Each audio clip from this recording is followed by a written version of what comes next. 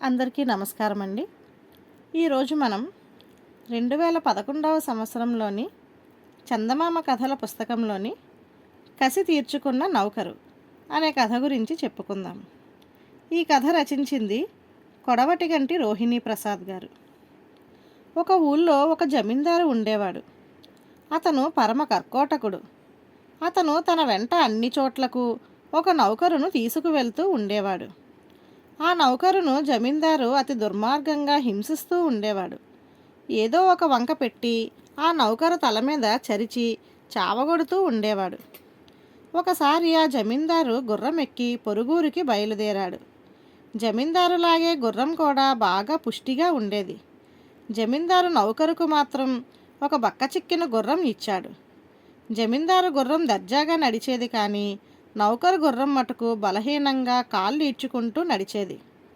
వెళ్ళిన పని ముగించుకొని ఇద్దరూ గుర్రాలెక్కి ఇంటిదారి పట్టారు. కొంత దూరం రాగానే ఆకాశం నిండా మబ్బులు కమ్ముకున్నాయి. అంతలోనే వర్షం మొదలైంది. జమీందారు నౌకరుతో, ఒరే, మనం గుర్రాలను దౌడు తీయించాలి, లేకపోతే నిష్కారణంగా తడిసిపోతాం అంటూ తన గుర్రాన్ని అదిలించాడు. అది వెంటనే శరవేగంతో పరిగెత్తసాగింది. అయితే నౌకరుది మాత్రం బక్కగుర్రం కనుక ఎంత ప్రయత్నించినా అతన్ని అందుకోలేకపోయాడు. అది చూసిన జమీందారుకు పట్టరాని కోపం వచ్చింది. నీ వెధవ గుర్రం అలా కుంటుతుందేమిట్రా, త్వరగా పద అని అతను కేకలు పెట్టాడు.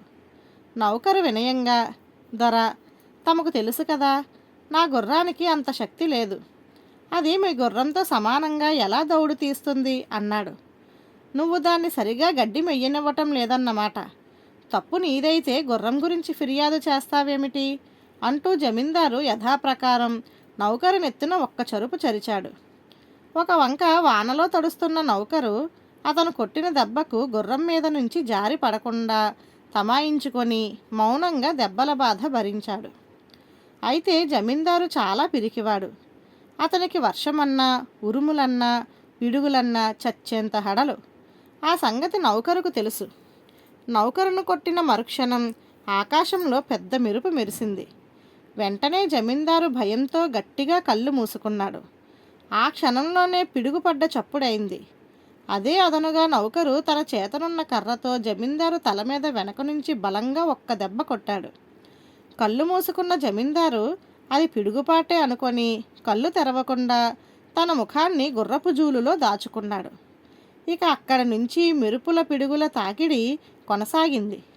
అలా జరిగినప్పుడల్లా ప్రతిసారి నౌకరు తన యజమాని తల మీద కర్రతో కసితీరా కొడుతూ పోయాడు.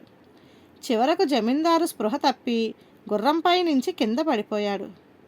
ఆ తరువాత నౌకరు తన గుర్రం దిగి నేల మీద పడి ఉన్న యజమాని దగ్గరే కూర్చున్నాడు. తనను హింసించే యజమాని మీద కక్ష సాధించినందుకు అతనికి చాలా తృప్తి కలిగింది. కాసేపటికి వర్షపు జల్లుతో జమీందారుకు మెలకువ రావటం గమనించిన నౌకరు అతను పక్కనే తాను కూడా మూర్ఛ వల్ల బిగుసుకుపోయినట్టు పడుకున్నాడు. మూర్ఛ నుంచి తెప్పరిల్లిన జమీందారు తన నౌకరు కేసి చూస్తే పిడుగు దెబ్బ నుంచి కోలుకోనట్టే కనబడింది. అతను నౌకరును కుదిపి లేపాడు. నౌకరు కళ్ళు నులుముకుంటూ లేచి, బాబుగారు, ఏమైంది? మొదటి పిడుగుపాటుకే నేను మూర్ఛపోయినట్టున్నానే అన్నాడు. జమీందారు దర్పంగా మీసాలు దువ్వుకుంటూ, నీ వంటి పిరికి సన్నాసిని నేనెక్కడా చూడలేదు. కేవలం ఒక్క పిడుగు వల్లనే నీ ప్రాణం కడబట్టింది. నన్ను చూడు, నా మీద 10 పిడుగులు పడినప్పటికీ నేను చెక్కు చెదరలేదు.